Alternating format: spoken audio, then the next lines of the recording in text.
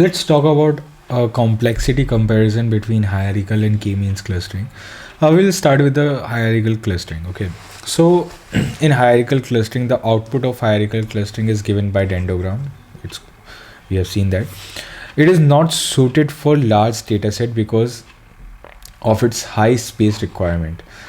Because initially you have seen that all the data points are taken as individual clusters, so it has a very high space requirement, and that is why it is not suited for for large data sets. Okay, the space requirement for hierarchical clustering is big O of n square, because we have to store the distance matrix, which is of order of n square, and the time complexity that it requires is big O of n cube, because the distance between each pair is calculated. Each pair, the distance is calculated, which is n square in itself, and this process is repeated n times, hence we have n cube. So for example, if we have 1,000 records, then the space requirement will be 1 million and the time requirement will be 1 billion.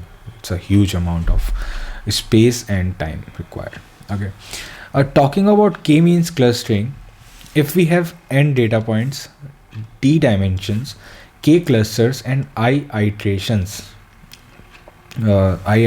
basically in number of iteration we achieve the point where the migration between the data points is no longer happening between the clusters. Okay, so the time complexity taken by k-means clustering is big O of number of data points into dimensions plus clusters in each round. Okay, and the space complexity is big O of nki. Okay, the k-means clustering works better than hierarchical for large data sets, which is very clear, because just see now, because in k-means clustering we have the optimum number of clusters, and initially we are taking the entire data set as one cluster, so there is very less computation that is involved, and